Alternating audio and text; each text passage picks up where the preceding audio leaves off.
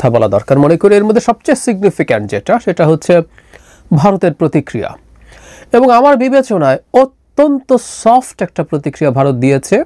এটা একেবারে আনপ্রেসিডেন্টেড, অথচ ভারতের হাতে বিরাট একটা বিষয় তারা পেয়ে গিয়েছিল, যেটা নিয়ে যথেষ্ট প্রতিক্রিয়া দেখানো সম্ভব ছিল, কঠোর প্রতিক্রিয়া দেখানো সম্ভব ছিল। তারা সেটা দেখায়নি। কি বলেছে তারা সেটা নিয়ে কথা বলবো, এবং কেন সেই আলোচনাও করতে চাই। তার আগে আরও দুটো ঘটনা নিয়ে আলোচনা করা খুব জরুরি বলে মনে করি। একটা খুবই মর্মান্তিক, মানে আমরা এই বাংলাদেশে এটা চাইনি। গোপালগঞ্জের ঘটনায় 4 জন মানুষ মারা গেছেন। আওয়ামী লীগের সন্ত্রাসী হতেই পারেন তারা, কিন্তু তারা মারা গেছেন গুলিতে। সেই 4 জন ব্যক্তির ডেড বডি ময়না তদন্ত ছাড়াই দাফন এবং সৎকার করা হয়েছে। কেন? অপমৃত্যুতে যখন কেউ মারা যান, কারো অপমৃত্যু হয়, তখন ময়না তদন্ত করা খুবই জরুরি, কারণ এটা মামলার ক্ষেত্রে এবং ভবিষ্যৎ বিচারের ক্ষেত্রে খুবই গুরুত্বপূর্ণ ভূমিকা পালন করে। এই 4 জনের যে ময়না তদন্ত হয়নি সেটা নিয়ে নানা রকম কথাবার্তা বলা হচ্ছে। প্রথম আলোর এই রিপোর্টে দেখলাম তারা নাকি এলাকার লোকজন ময়না তদন্ত করতে দেয়নি চাইনি টাইপের কথাবার্তা বলছে, কেউ কথা ঘুরিয়ে ফেলার চেষ্টা করছেন দায়িত্বশীলরা। এই রিপোর্টেই আছে অন্তত একজন ডেড বডি ময়না তদন্ত করার জন্য নিয়ে গিয়েছিলেন, কিন্তু সেই ডেড বডিটাও ময়না তদন্ত করা হয়নি। ইনফ্যাক্ট নিয়ে যেতে হয় না, ডেড বডিগুলো স্পন্টেনিয়াসলি ময়না তদন্ত হওয়ার কথা ছিল। একটা কথা আমরা আমাদের জায়গা থেকে খুব ক্লিয়ারলি বলতে চাই, বাংলাদেশে, এই বাংলাদেশে যে মানুষই যে কোনো অন্যায় অপমৃত্যুর শিকার হবে, অন্যায়ের শিকার হবে, তার সেই ন্যায় বিচার পাওয়ার অধিকার থাকবে। মানে আওয়ামী লীগ মারা গেছে কেউ সেলিব্রেট করব, এতটা অসভ্য আসলে আমরা হতে চাই না। আমরা শেখ হাসিনার মতো অসভ্য হতে চাই না। আমরা একটা ইনসাফের, একটা ন্যায় বিচারের বাংলাদেশ তৈরি করতে চাই, একটা গণতান্ত্রিক, উদার গণতান্ত্রিক বাংলাদেশ তৈরি করতে চাই, যেখানে প্রতিটা মানুষের মানবিক মর্যাদা থাকবে। এই আলাপটা হচ্ছিল যে এই যে 4 জন মারা গেল, এই ঘটনাগুলোর ব্যাপারে এনসিপির প্রতিক্রিয়া জানানো দরকার অফিসিয়ালি। আমি দীর্ঘ সময় দেখলাম তারা সেটা জানাননি, কিন্তু জনাব নাহিদ ইসলামের একটা স্টেটাস আমি দেখলাম, তারা এটাকে কন্ডেম করছেন। খুব কঠোর ভাষায় না হলেও হালকাভাবে এটার তদন্ত চেয়েছেন। আমি মনে করি তাদের এই ব্যাপারে খুবই কঠোর হওয়া উচিত ছিল, যে এই ধরনের কোনো মৃত্যু হতে পারে, তারা সাফার করছেন, তাদের মহাবিপদ হতে পারত, কেউ আহত এমনকি নিহতও হতে পারতেন। আমি বিশ্বাস করি কাউকে বাগে পেলে হত্যা করতেও তাদের বাধ্য না, ওখানে গোপালগঞ্জে যারা এই কাজগুলো করেছেন। কিন্তু তারপরও সুযোগ এসেছিল তাদের সামনে এই ব্যাপারে খুবই কঠোর অবস্থান দেখানো, যে তারা একটা ন্যায় বিচারের বাংলাদেশ চান, তারা আক্ষরিক অর্থে একটা নতুন বন্দোবস্ত চান। এর মধ্যে সেই স্ট্যাটাসেই নাহিদ ইসলামের আমি মনে করি আবারও বেশ কিছু উস্কানিমূলক বক্তব্য এসছে, এগুলো আমার কাছে ঠিক সঠিক মনে হয় না। যেমন গোপালগঞ্জের প্রতি ঘরে ঘরে জুলাই গণ অভ্যুত্থানের পতাকা উড়বে, তারা আবার যাবেন, তারা মুজিববাদকে কবর দেবেন। আমি আলাদা একটা ভিডিও করে একদিন কথা বলতে চাই, মানে এই মুজিববাদ বলে না শেখ হাসিনার রেজিমকে খানিকটা হলেও সম্মানিত করা হয়। মুজিববাদ কি যতটুকু পাওয়া যায় আমরা অনেকেই জানি, সব কিছু নিয়ে কথা বলবো। আমি প্রায় বলি 18 সালের পর থেকে শেখ হাসিনা কোনো বাদ দিয়ে ক্ষমতায় ছিলেন না। শেখ হাসিনা পিওরলি একটা মাফিয়া রেজিমে পরিণত হয়েছেন। তিনি একেবারে ভয়ঙ্করতম বল প্রয়োগের মাধ্যমেই ক্ষমতায় টিকেছিলেন। কোনো বাদের সাথে এক ধরনের ফ্যাসিজমের সম্পর্ক থাকে। 18 পর্যন্ত সর্বোচ্চ এই মুজিববাদ সোকল্ড, সেটাও আদৌ কাজ কদ্দূর করেছে সেটা নিয়ে প্রশ্ন আসবে, টানলে ওইটুকু আনা যায়। সুতরাং 24-এ যে হাসিনাকে আমরা সরিয়েছি এটা ফ্যাসিস্ট হাসিনা না, এটা একটা মাফিয়া হাসিনা। অহেতুক একটা মুজিববাদ কোথায় জানিয়ে এনসিপি পেল, সমানে মুজিববাদের কবর দেব, এই করব সেই করব বলছে। এটা অত্যন্ত ভুল একটা রাজনৈতিক কৌশল বলে আমি মনে করি। আমি ধরে দেখাবো মুজিববাদ বলে কি বস্তু, এবং 18-র পর, বিশেষ করে সেই রাতের নির্বাচনের পর আওয়ামী লীগের কোথায় আদতে মুজিববাদ ছিল, সোকল্ড মুজিববাদ ছিল। অহেতুক আবারও বলছি, মাফিয়াকে ফ্যাসিস্ট বলা কিন্তু তাকে খানিকটা হলে সম্মান দেয়। ফ্যাসিস্ট একজন, বা ফ্যাসিজম ইটসেলফ একটা মতাদর্শ, তার একটা মতাদর্শ আছে, ডাকাতের সাথে মতাদর্শ আছে, সেই মতাদর্শটা বিভৎস খারাপ জিনিস, ফ্যাসিজম বিভৎস জিনিস, কিন্তু তারপরেও এটা একটা মতাদর্শ, এটা ডাকাতি না পিওর। মাফিয়াই, ডাকাতির চেয়েও ভয়ঙ্কর জিনিস। তাকে ডাকাত বা একটা মাফিয়াকে আমরা ফ্যাসিস্ট বলছি। সো এটা খুবই উদ্ভট, হাস্যকর। যাই হোক, সেখানে তারা মুজিববাদের ব্যাপারে বেশ হুমকি ঢঙে কথা বলেছেন, তারা বেশ কঠোরভাবে কথা বলেছেন।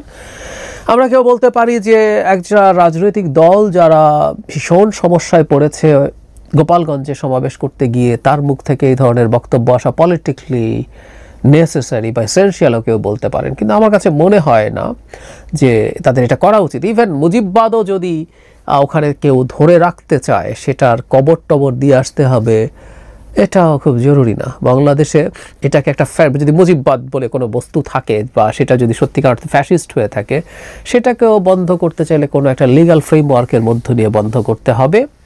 এবং ঘরে ঘরে জুলাই গণঅভ্যুত্থানের পতাকা উত্তোলন, এটাকে কেউ বলতে পারেন যে তিনি মানুষকে কনভিন্স করার মাধ্যমে এটা করবেন। আমার কাছে আসলে এই ব্যাপারগুলো, আবারও বলছি, সুন্দর লাগেনি, বেশি চাপাচাপি হয়ে গেছে মনে হয়েছে। তারা এগুলো অ্যাভয়েড করলে ভালো। যাই হোক, মূল প্রসঙ্গে আসা যাক। ভারতের পররাষ্ট্র মন্ত্রণালয়ে ব্রিফিং হচ্ছিল, সেখানে জিজ্ঞেস করা হয়েছিল যে গোপালগঞ্জের সহিংসতার ব্যাপারে নয়াদিল্লির প্রতিক্রিয়া জানতে চাইলে পররাষ্ট্র মন্ত্রণালয়ের মুখপাত্র রণধীর জয়সওয়াল বলেন, আমরা আমাদের অঞ্চলের সব ঘটনা প্রবাহ ঘনিষ্ঠভাবে পর্যবেক্ষণ করেছি এবং যা ঘটছে তা বিবেচনায় নেই, এরকম একটা মন্তব্য করেছেন। প্রয়োজনে আমাদের পক্ষ থেকে যথাযথ পদক্ষেপ নেই, এটাও বলছেন। আমরা একটু খেয়াল করি তো, বেশ কিছুদিন আগের কথা, শেখ হাসিনার পালিয়ে যাওয়ার পর প্রথম যে দুর্গা পূজা, সেখানে পুরনো ঢাকায় একটা পেট্রোল বোমার মতো কিছু একটা থ্রো করা হয়েছিল শাঁখারী বাজারে।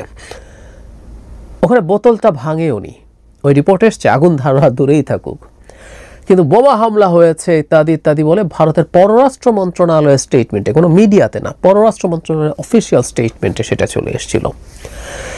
সেই তুলনায় গোপালগঞ্জে যা ঘটেছে, এটাকে তো অনেক কিছু বলা সম্ভব আসলেও।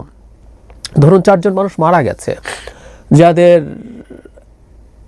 ঘটনায় মানে ওই যে একটু আগেই বললাম ময়না তদন্ত হয়নি, এবং তার চাইতে জরুরি কথা, অন্তত একটা ভিডিও আছে যেখানে একজন সেনা সদস্য একজন মানুষকে, যিনি প্রায় অচেতন অবস্থায় ছিলেন, তাকে বুটের নিচে চাপা দিচ্ছেন।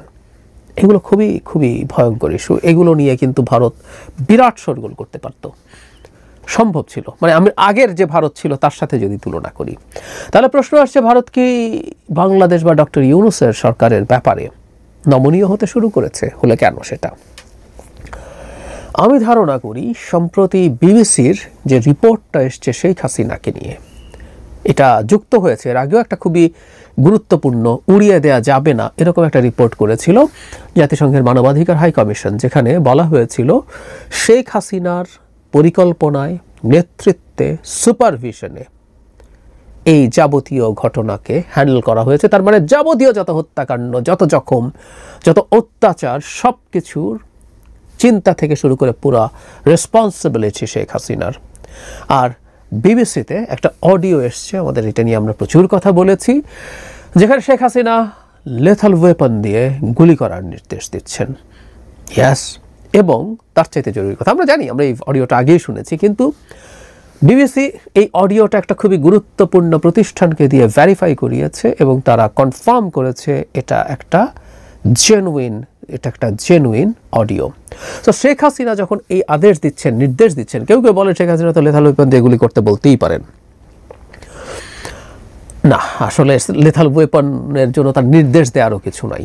কখনো কখনো কোন পর্যায়ে লেথাল ওয়েপন ইউজ করা যেতে পারে সেটা পুলিশ বা সেনাবাহিনীর, বিশেষ করে পুলিশের কাছে যখন এই ওয়েপনটা ছিল, তারা সেটা এমনিতেই করতে পারতেন। আসলে তিনি নির্বিচারে গুলি করার কথাই বলেছিলেন। আর অন্তত একটা জিনিস প্রতিষ্ঠিত হয়েছে, আওয়ামী লীগ দীর্ঘদিন থেকে এটা বলার চেষ্টা করেছে পুলিশ নাকি এই ধরনের গুলি করেনি, যদিও অসংখ্য ভিডিও পুলিশ, বিজিবি এবং কিছু ক্ষেত্রে সেনাবাহিনী, হাতে গোনা 2-1টা ক্ষেত্রে। তো এই গুলির যখন কমান্ড রেসপন্সিবিলিটি শেখ হাসিনার আছে, তিনি এভাবে করছেন, এটা সারা পৃথিবীতে বিভিন্ন ইন্টারন্যাশনাল মিডিয়াতে ব্যাপকভাবে ছড়িয়ে পড়েছিল।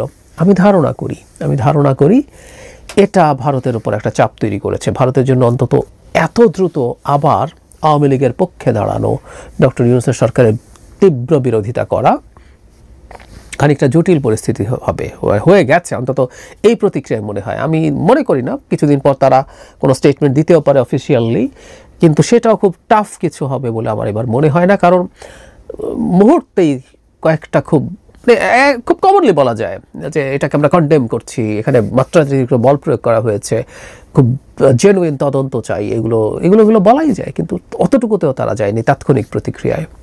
সো আমরা মনে করি যে এই ঘটনাটা কাজ করছে খানিকটা হলেও। এমনকি শেখ হাসিনা গোপালগঞ্জকে সামনে রেখে তো বলার কথা ছিল, যখন এনসিপি গোপালগঞ্জে যাবে উনি এত অডিও পাবলিশ করেন, এত কথা বলেন, বিরাট হুমকি টুমকি দিতে পারতেন, বা শেষে ঠিক আছে হুমকি দিলে ওরা প্রস্তুত হয়ে যাবে, তাহলে আমি আর হুমকি দিচ্ছি না। পরে যা হলো সেটা নিয়েও তো এর মধ্যে তার অডিও চলে আসার কথা ছিল, কিন্তু না, সেটাও আসেনি। ফলে আমি মনে করি আন্তর্জাতিক চাপটা ভারত এখন ফিল করছে, এবং সেই চাপের কারণেই ভারত খানিকটা হলেও তার অ্যাটিটিউডের ক্ষেত্রে ব্যাকফুটে আছে। সে কারণে আমি মনে করি সরকারের, সেই সময়ই বলেছিলাম যে সরকারের এটা নিয়ে চাপ চালিয়ে যেতে হবে, বিশেষ করে শেখ হাসিনাকে ক্রমাগত চাওয়া, আবার অফিসিয়ালি চাওয়া, আগে একবার চাওয়া হয়েছিল, আবার চাওয়া, এই বিবিসির ঘটনার পরপরই বলেছিলাম, এখনও সরকার সেটা করেনি, আবারও আমার মনে হয় সেটা করার সময় এসছে। এই চাপগুলো যদি চালিয়ে যাই তাহলে শেখ হাসিনাকে আমরা ফেরত পাবো বলে আমি মনে করি না, প্রায় বলি, সবসময় বলি, এবং আমি কনফিডেন্ট এটাই, কিন্তু এটা অন্তত ভারতকে খানিকটা হলেও ব্যাকফুটে রাখবে, এবং ভারত অহেতুক আমাদের অভ্যন্তরীণ বিষয়ে নাকটাক গলাতে আসবে না। তার এই নোংরা নাকটা বাংলাদেশের ভেতরে ঢুকে গলাচ্ছে